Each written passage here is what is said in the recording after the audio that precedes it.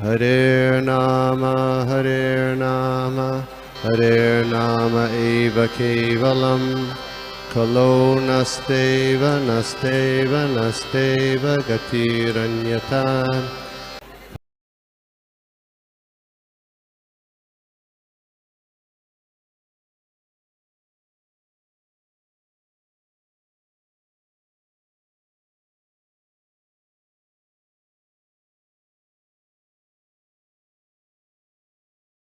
My humble obeisances to each and every Vaishnav. Om Ajnanatimirandasya Jnananjana-Shalakaya Chakshur-Unmilitam Yena Tasmai Shri Gurave Namah. Namo Vishnupadaya Krishna-Pishtaya Bhutale Srimate Bhaktivedanta Swaminiti Namine. Namaste Saraswate Deve Gauravani Pracharine Nirvishesha Shunyavadi Pasyatya Deshatarine. वाञ्छाकल्पतरुभ्यश्च कृपा सिन्धुभ्य एव च पतितानां पावनेभ्यो वैष्णवेभ्यो नमो नमः।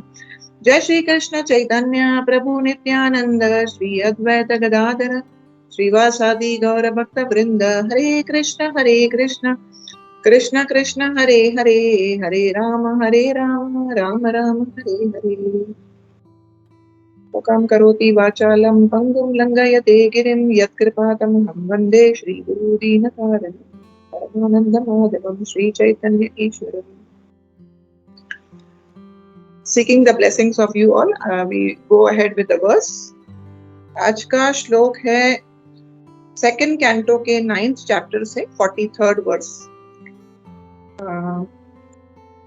तुष्टं निशाम्य पितरं लोकानां प्रपितामहं देवर्षि परिपप्रच्छ भवान् यन्मानुपृच्छति। Translation by His Divine Grace A.C. Bhaktivedanta Swami Srila Prabhupada ki jai.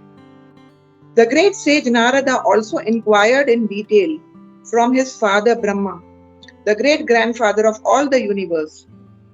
After seeing him well satisfied,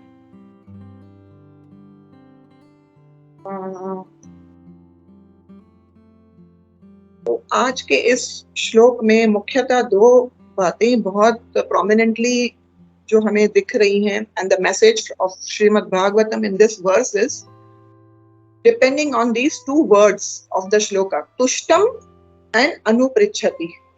तुष्टम का अर्थ है यहाँ इस श्लोक में यही समझाया गया है, एंड आई थिंक कल के स्पीकर ने भी इस बात पे एम्फेसिस दी होगी कि यहाँ हम इस श्लोक में जैसे देख रहे हैं दैट हाउ नारद मुनि कैसे ब्रह्मा जी से इंक्वायरी कर रहे हैं, दैट इंक्वायरी गोस अनुपृच्छति, यानी रेलेवेंट इंक्वायरी करना। इंक्वायरी करनी है स्पिरिचुअल मैटर्स पे, इंक्वायरी करनी है to know the absolute truth. Inquiry इस बात की होनी चाहिए मेरे जिंदगी का गोल क्या है, मकसद क्या है। और जिस प्रकार सनातन गोस्वामी हम देख सकते हैं श्री चैतन्य चरितामृत में, वो जब चैतन्य महाप्रभु से प्रथम बार मिलते हैं तो वे क्या प्रश्न पूछते हैं, आमी के, हु एम आई, मैं कौन हूं, और हम क्यों इस संसार में 3 तापों से ग्रसित हैं। तो जब वो शिष्य एक हम्बल हार्ट से और एक जेन्युइन इंक्वायरी करता है गुरु से, तो ही वो उसका लाभ पाता है। मैं अक्सर हमारे टीचर इंडिया में हमेशा कहते थे, यहाँ तो डिसाइपल प्रश्न पूछेंगे ही नहीं, यहाँ तो ऐसे प्रश्न पूछेंगे जिनका कोई व्यर्थ प्रश्न, like used to give example कि कैसे लोग उनसे ऐसे प्रश्न पूछते हैं जिनका उनके स्पिरिचुअल लाइफ से कोई कनेक्शन नहीं है।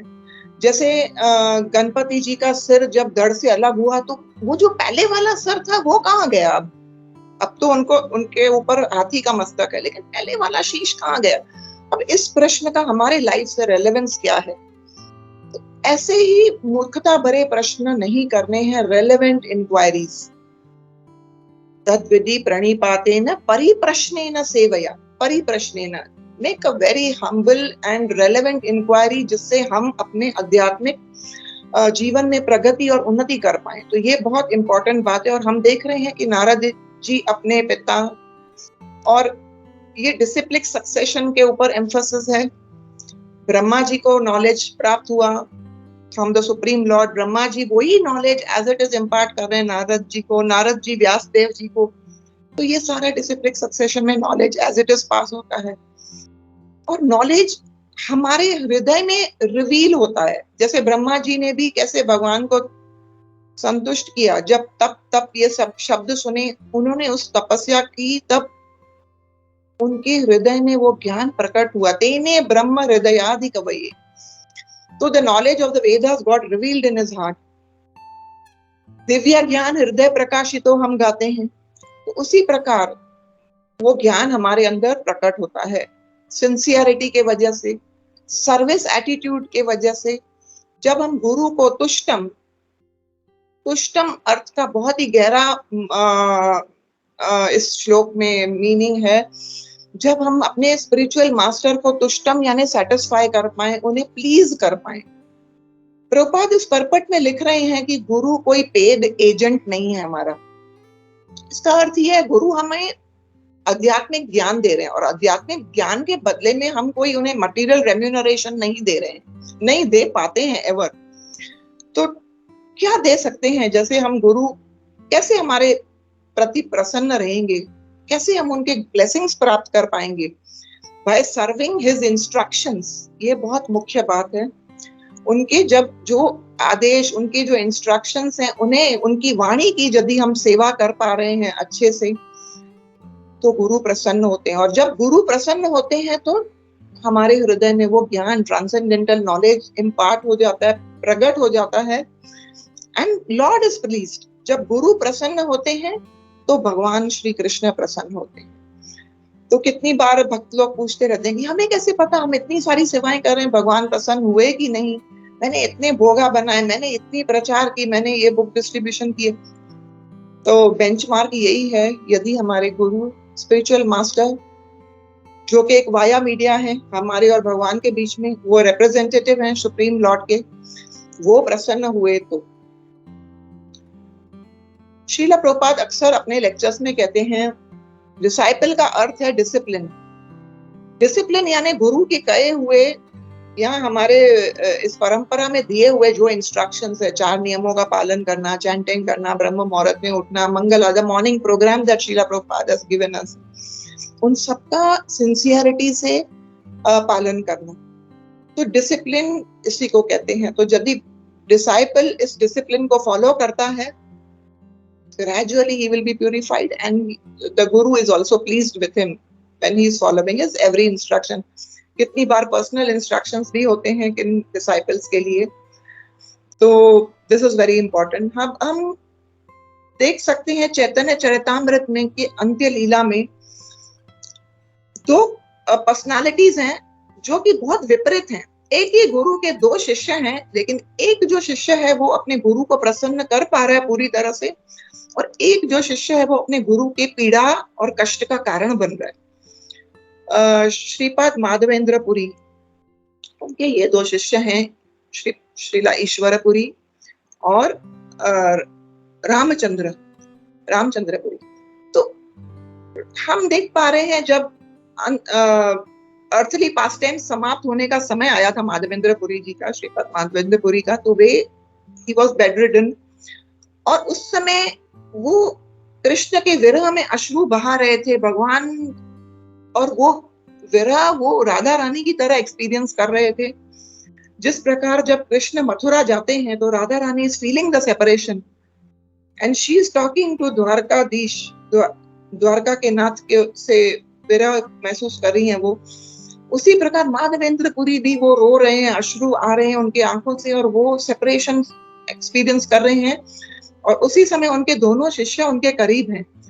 पर ये रामचंद्रपुरी जो है वो क्या करते हैं, वो अपने गुरु को सामने से मानो ही is trying to give him instructions, अपने गुरु को वो भाषण देकर समझाना चाहते हैं कि आप क्यों रो रहे हैं, हम तो सारे आत्माएं जो हैं वो तो we are always in state of bliss, आपको क्यों दुख हो रहा है।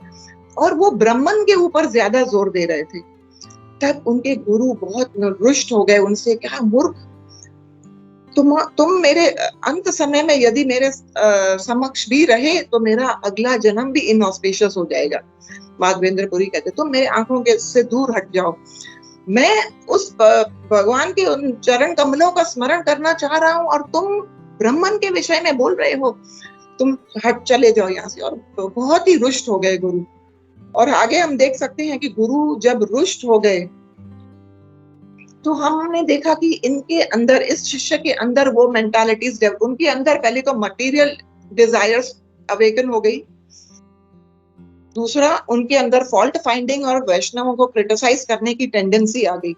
तो ये हो गया, मानो उनके गुरु ने जैसे उन्हें पनिश कर दिया और उन्हें ये मिला अपने गुरु को रुष्ट करने के बाद। और दूसरी तरफ हम देख रहे हैं श्रीला ईश्वरपुरी, वो इतने मीनियल सर्विस कर रहे हैं अपने गुरु के अंग की।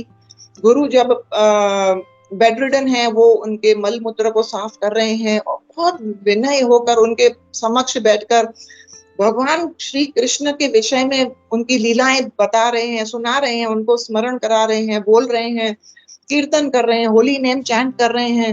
ही is helping him to think of Krishna and remember the holy names. तो तब श्रीपाद माधवेंद्रपुरी उनसे बहुत प्रसन्न होते हैं और उन्हें आशीर्वाद भी देते हैं कि मैं तुम्हें ये बेनेडिक्शन देता हूँ, मैं तुम्हें ये ब्लेसिंग और बोन देता हूँ कि तुम्हारे अंदर भगवान के प्रति प्रेम जागृत हो जाए, you develop the love of the godhead. तो देख रहे हैं हम इसमें चैतन्य चरितामृत में कृष्णदास कविराज गोस्वामी कैसे समझा रहे हैं कि दो शिष्य हैं एक ही गुरु के, लेकिन दोनों की टेंडेंसीज कैसी हैं। तो ये बात का बहुत केयर लेना है। और आगे हम ये भी देख रहे हैं कि ईश्वरपुरी को कैसे स्वयं लॉर्ड चैतन्य ने अपना गुरु के रूप में स्वीकार किया। तो ये हम इस से सीख पा रहे हैं। आगे हम इसी बात को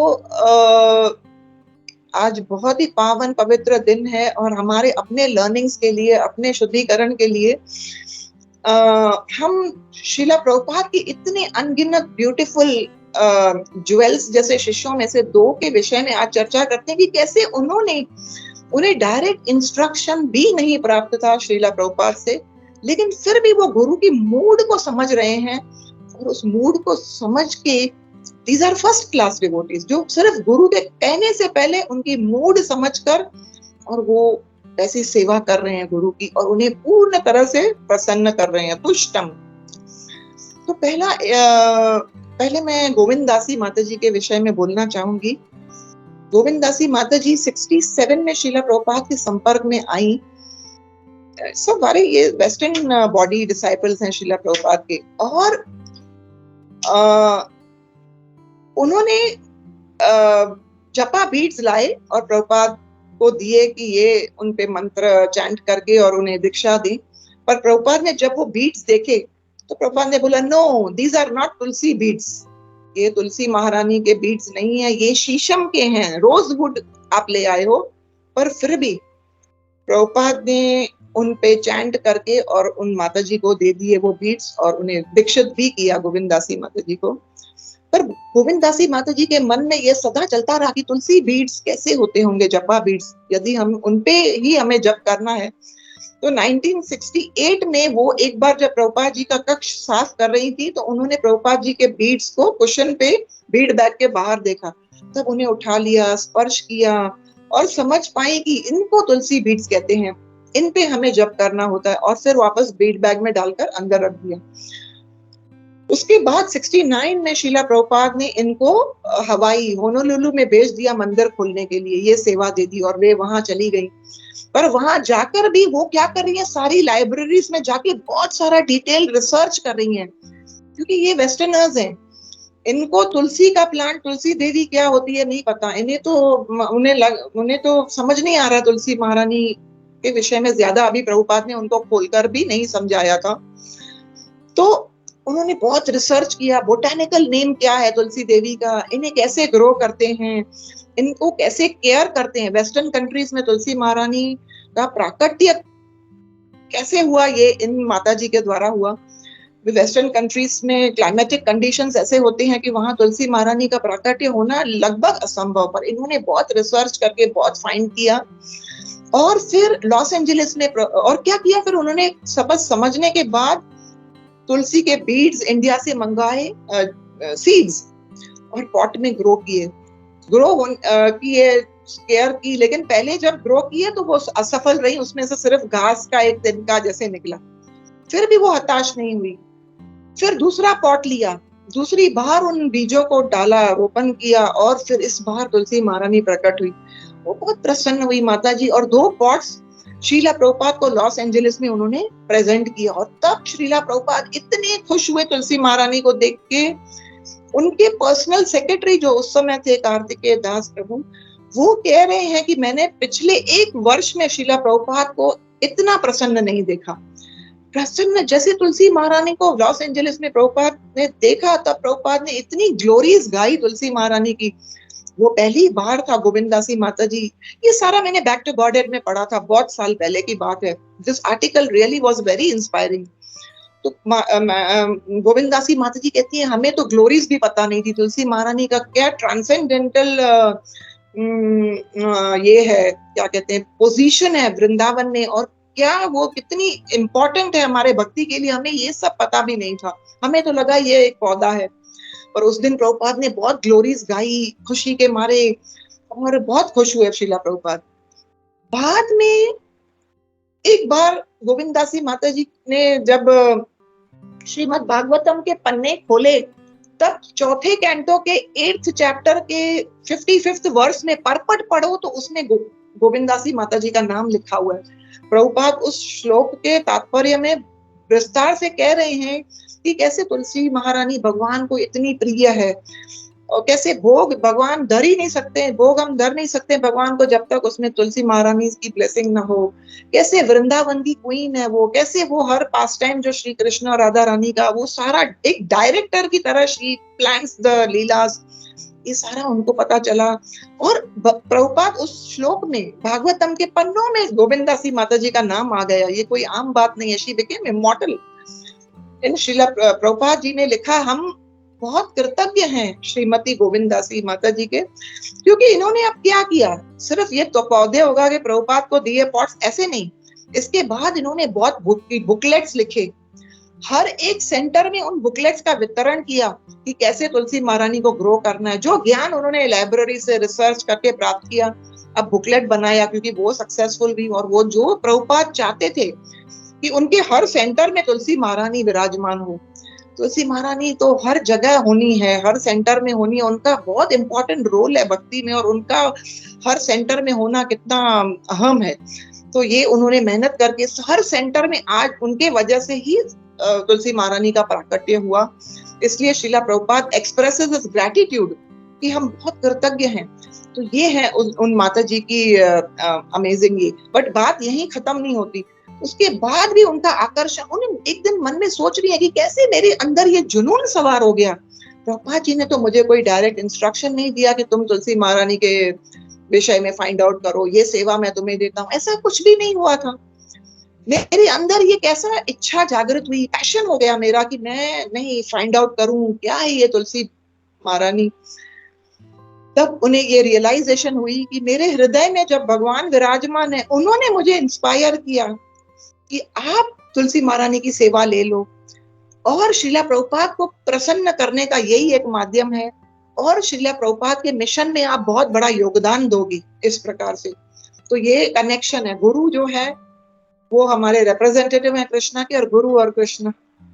So this is how she felt, she had that realization. उसके बाद जब श्रीला प्रभुपाद अपने earthly pastimes finish करके जब स्पिरिचुअल वर्ल्ड चले गए, बात यहीं भी खत्म नहीं हुई। माता जी कहती हैं उन्हें वो जब वृंदावन गई 89 में उनकी मुलाकात होती है वृंदा कुंड को डेवलप जिन्होंने किया, वृंदा कुंड बाबा।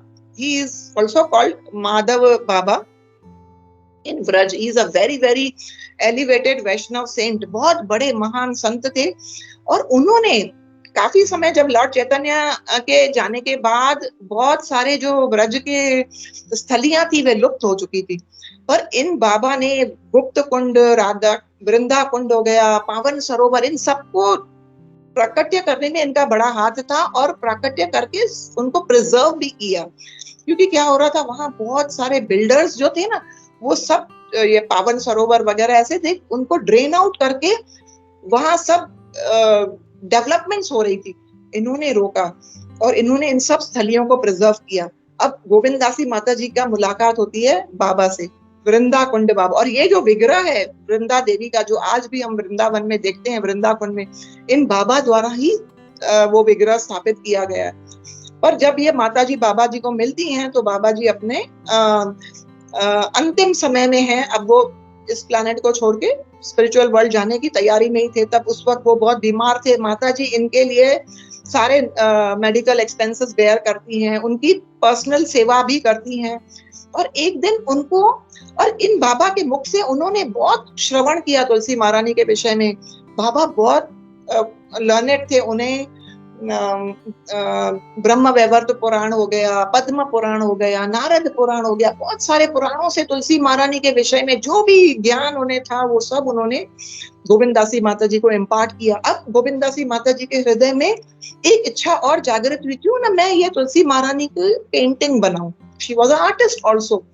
आज हम सबके घरों में जो तुलसी महारानी जी की पेंटिंग है, यहाँ जो दामोदर देश में वी हैव दैट विग्रह kind of thing also of Tulsi Maharani, इन्हीं की कृपा से है। बाबा ने इनको पूरा स्क्रिप्चर्स में कैसे वर्णन है तुलसी महारानी का वो पूरा बताया कि वो ब्लू गारमेंट्स पहनती हैं, उनका जो गोल्डन कॉम्प्लेक्शन है बहुत एफल्जेंट है, उनके नाक पे एक पर्ल है, उनके होठों पे स्माइल है, उनकी जो राइट हैंड है वो आशीर्वाद देने के मुद्रा में है, लेफ्ट हैंड में एक पीले रंग का तोता है जिसका नाम दक्ष है। उस तोते के हजारों हजारों दूसरे तोते हैं, डिसाइपल्स, जो बहुत सारी लीलाओं में भाग लेते हैं। तो ये सब ज्ञान होने के बाद उन्होंने वो पेंटिंग बनाई। और जब वो पेंटिंग रेडी हो गई और बाबा को दिखाया, उनके आंखों से ऐसे निरंतर अश्रु बह रहे हैं। वो बेड रिडन है और माता जी को थैंक कर रहे हैं कि आपने तुलसी महारानी को प्रकट किया है मेरे लिए।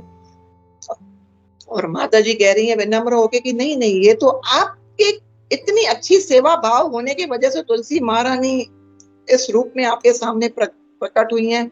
और फिर बाबा का जब अंत समय था शरीर त्यागने का, उन्होंने माता जी ये पेंटिंग लेके उनके सामने खड़ी थी, तुलसी महारानी का ध्यान करते हुए कृष्ण कृष्ण बोलते हुए उस जगत से वो चले गए। तो ये है कि गोविंददासी माता जी तब भी यही कह रही थी बैक टू गॉडेड उस मैगजीन के आर्टिकल में कि प्रभुपाद के जाने के बाद, मेरे गुरु के जाने के बाद भी आज भी उन्होंने मुझे तुलसी महारानी के विषय में और ज्ञान अर्जित करने के लिए मेरी मीटिंग इन माधव दास बाबा के साथ करवाई। ये संयोग नहीं है, ये प्रभुपाद की अरेंजमेंट है। जैसे मैं तुलसी महारानी को के विषय में और जान सकूं और मेरे अंदर उनके प्रति सेवा भाव हो। सो तुलसी महारानी की जय, गोविंददासी माता जी की जय। दिस इज वन डिवोटी जिनके अंदर कितना सरेंडर है, कितना अपने गुरु के प्रति डिवोशन है, कितना अपने गुरु को एक गोल है लाइफ में तुष्ट करने का, प्रसन्न करने का। अब समय का अभाव, मुझे सिर्फ 7-8 मिनट और है, उसमें मैं एक और प्रभुपाद के शिष्य के विषय में अपने शुद्धिकरण के लिए भी बोलना चाहूंगी। Is that exalted personality Shripad Aindra Baba. Shripad Aindra Baba भी वेस्टर्न बॉडी डिसाइपल थे श्रीला प्रभुपाद के, और वो प्रकट होते हैं, he is from USA, Washington DC. वहां 1973 में एक बार भक्तों का झुंड कीर्तन करते हुए जा रहा था। और ऐन्द्र बाबा के भी फैमिली जो थी वो म्यूजिक से रिलेटेड थी। सारे ये लोग जो थे वो म्यूजिशियंस थे, म्यूजिक से उनका बहुत लगाव था। ऐन्द्र बाबा भी फ्लूट वगैरह बजाते थे, बहुत सारे हारमोनियम्स वगैरह ऐसे बजाते थे। म्यूजिक से कनेक्टेड थी पूरी फैमिली, उनके माता पिता भाई। और एक दिन जब वो भक्त जा रहे थे रास्ते से संकीर्तन करते हुए, ऐन्द्र बाबा ने जब सुना, he was Eddie at that time, Edward striker, उन्हें ये ध्वनि जो म्यूजिकल इंस्ट्रूमेंट्स, करताल, मृदंगा, ये सब दिव्य जगत से लगी। ये संसार की म्यूजिकल इंस्ट्रूमेंट्स नहीं है, ये तो जो ध्वनि है ये तो जैसे आध्यात्मिक जगत की है। और direct it had impact on him. और वे दौड़ते हुए उनके पीछे गए, ऐसे दौड़े उनका एक चप्पल भी उनके पैर से निकल गया। और जब वो कीर्तन लीडर रुके, उन्होंने हंसकर कहा, जय आप अपना चप्पल ले आए, आपका पैर से चप्पल। बोले नहीं, चप्पल लेने का फॉर्चून तो मुझे जिंदगी में आगे भी मिल जाएगा, कभी भी आगे भी हम चप्पल तो एक आम बात है, लेकिन भक्तों का जो संग अब मुझे मिला है, मैं ये हाथ से जाने का नहीं देना चाहता हूँ, ये ज्यादा महत्वपूर्ण है। और वे उनके साथ बोलिए ग्रेजुअली उन्हें भागवत गीता प्राप्त हुई श्रीला प्रभुपाद की, वो रीड की उन्होंने। Isho Upanishad is one book by Srila Prabhupada which had a deep impact on him. He was a married man, 4 साल की शादी थी, उन्हें एक क्षण में उन्होंने अपने बीवी को छोड़ दिया। उनकी बीवी कहती रही, वो नाराज रहती थी कि आप स्पिरिचुअल लाइफ को ले रहे हो सीरियसली। एक दिन उन्होंने क्रोध से ईशो उपनिषद उनके ऊपर फेंका उन्होंने तो। और एंद्र बाबा एक इंटरव्यू में यही कहते हैं कि उन्हें पता नहीं है कि इस क्षण से मानो अब हमारी रिलेशनशिप का एंड होने हैं, this is the beginning of the end of our relationship, क्योंकि अब उन्होंने ईशो उपनिषद पढ़ा जिससे उनपे गहरा इम्पैक्ट हुआ। और उन्होंने कहा कि मैं अब मंदिर में मूव आउट करना चाहता हूँ, तुम चाहो तो तुम भी मेरे साथ मूव आउट करो भक्तों के साथ। वो कहती नहीं, मैं तुम्हें भी जाने देना नहीं चाहती हूँ। क्यों? क्योंकि मैंने अभी तो उतना तुम्हें भोगा ही नहीं है, मैं तुम्हें और भोग, तुम्हारा और भोग करना चाहती हूँ। तब एंद्र प्रभु कहते हैं कि मैंने जो श्रीला प्रभुपाद के इस ईशोपनिषद से पढ़ा, मुझे वो शब्द गूंजने लगे कि कैसे हम माया देवी हमें जकड़ कर रखती है, और ये वो माया देवी है जो मुझे जकड़ कर रखना चाहती है, पर मैं इसके चंगुल से बाहर निकलना चाहता हूँ, मुझे भगवान के तरफ आगे बढ़ना है। इंक्वायरी, हम अनुपृच्छति के विषय में कह रहे थे ना, तो ये हमारे अंदर होना है कि हमें कैसे मटेरियल अटैचमेंट्स कम करके और स्पिरिचुअल पाथ की ओर बढ़ने के लिए इंक्वायरीज करनी है। और फिर वो माता जी को छोड़कर परमानेंटली टेम्पल में सेटल हो गए, जाके रहने लगे। It was not easy for him. It was उस समय अगर मंदिर में 20 भक्त हैं तो 19 भक्त डेली बुक डिस्ट्रीब्यूशन और संकीर्तन पे जाया करते थे। इतनी एम्फोसिस थी प्रभुपाद की बुक डिस्ट्रीब्यूशन और संकीर्तन के लिए। एंद्र प्रभु भी जाते थे उनके साथ। डेली का स्केड्यूल क्या था उस समय उनका? 14 घंटे संकीर्तन में जाना, 14 घंटे संकीर्तन में। हम तो शायद आधा घंटा भी कीर्तन करते तो ऐसे लगता है गला दुखने लगता है या वोकल कॉर्ड्स, बट इंद्र बाबा के ऊपर ऐसी कृपा थी। और बुक डिस्ट्रीब्यूशन एक दिन में वो 250 से लेके 400 तक, ये स्वयं एक इंटरव्यू में मैंने उनके एक सुना था, 250 to 400 ये इनका डेली टारगेट था, वो बैक टू गॉडेड डिस्ट्रीब्यूट करने का डेली। और 2 बड़े बुक्स यानी भागवतम हो गया या जो भी, तो these 2 books, big books and back to Godhead, कितने लगभग 250 से 400 एवरी डे की कोटा थी इनकी डिस्ट्रीब्यूट करने की, एंड 14 आवर संकीर्तन। और थक कर जब वो रात को लौटते थे, एक बार गरम दूध ले रहे थे प्रसाद में, तब एक भक्त ने कहा, श्रीला प्रभुपाद हमसे ये चाहते हैं कि हम रोज शयन से पहले कृष्णा बुक रीड करना है, क्योंकि जब हम कृष्णा बुक रीड करके सोएंगे तो हमें ड्रीम्स में भी भगवान कृष्ण आएंगे।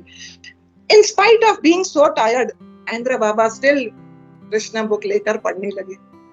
This is the dedication. गुरु के शब्दों को they make it their life and soul. उसके बाद अब तो उन्होंने प्रभुपाद से मिले नहीं है।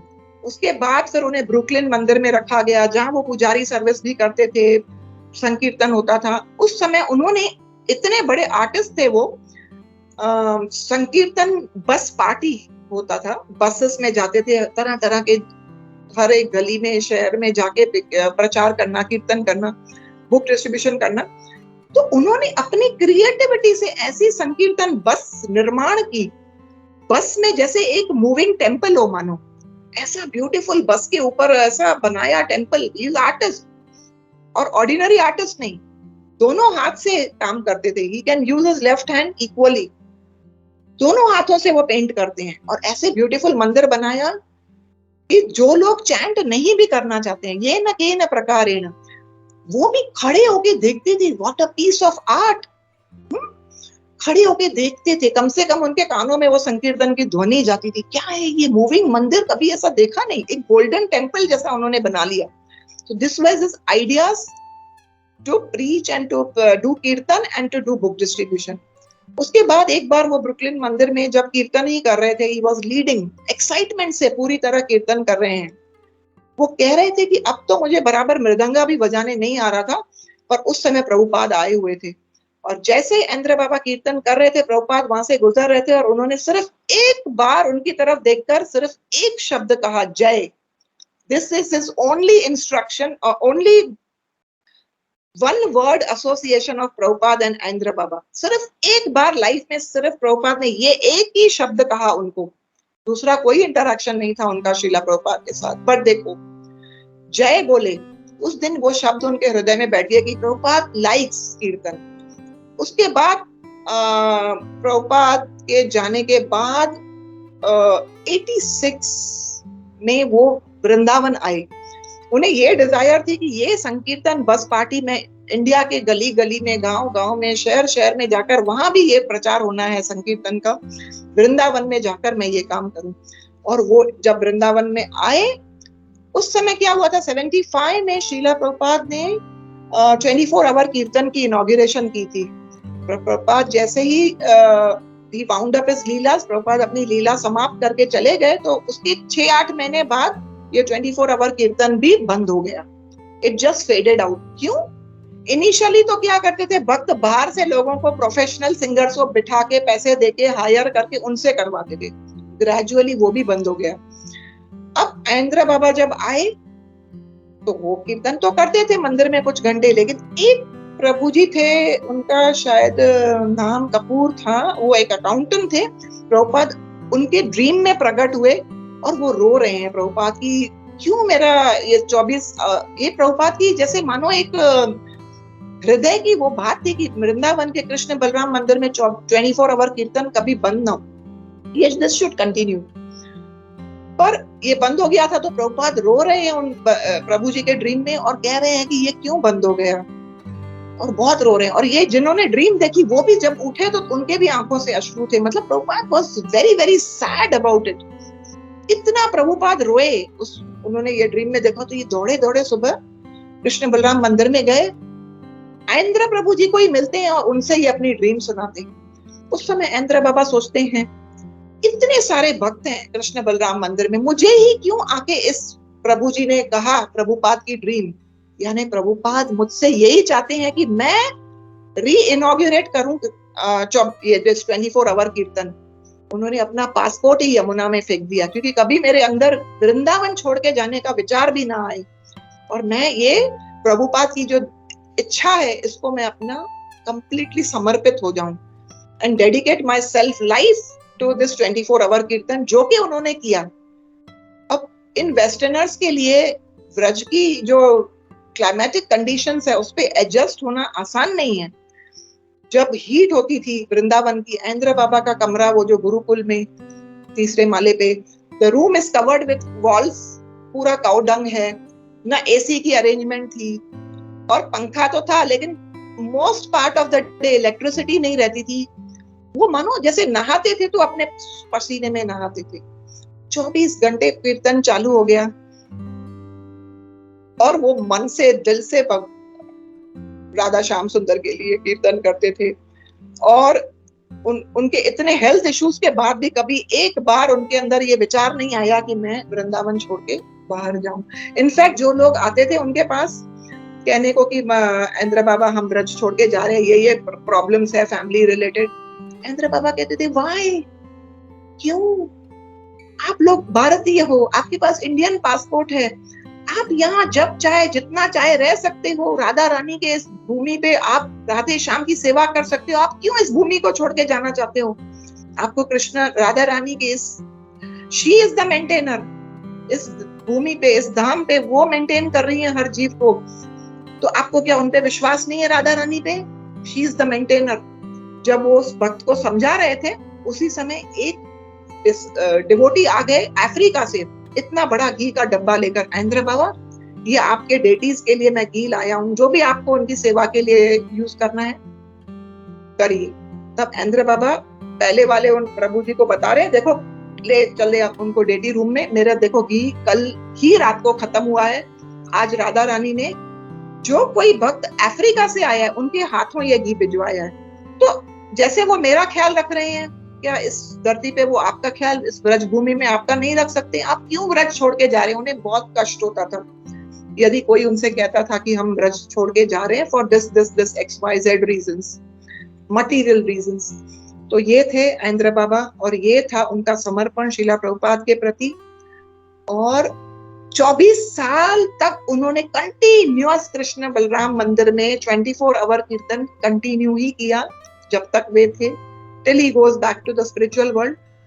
आज 35 से ऊपर इयर्स हो गए, 36 और 37 इयर्स हो गए, अखंड 24 आवर कीर्तन चालू ही है, because of endeavours, sincere desire to serve the guru, गुरु को तुष्ट करने के लिए ये आइंद्र बाबा ने जो ठान ली थी, उसके चलते आज ये अखंड 24 आवर कीर्तन कभी खंड ही नहीं हुआ, चालू है। और श्रीला प्रभुपाद की कृपा से कितना सब आज भी वृंदावन में यदि हम जाते हैं तो we can experience the bliss of 24 hour kirtan. बस इसके पीछे जो सैक्रिफाइस है, जो सरेंडर की मूड है, ये सारी आइंद्र बाबा की है, इन्होंने री इनॉर्गुरेट किया। So this is just 2 examples of Govind Dasi Mataji and Aindra Baba. Shripad आइंद्र बाबा की जय, ब्रजधाम की जय, हरिनाम संकीर्तन की जय। Today at the lotus feet of Aindra Baba हम सब इस पावन पवित्र दिन पे यही प्रार्थना भी कर सकते हैं कि हमारे अंदर भी वो टेस्ट हो होली नेम के लिए। And he was very merciful to give it to every living entity.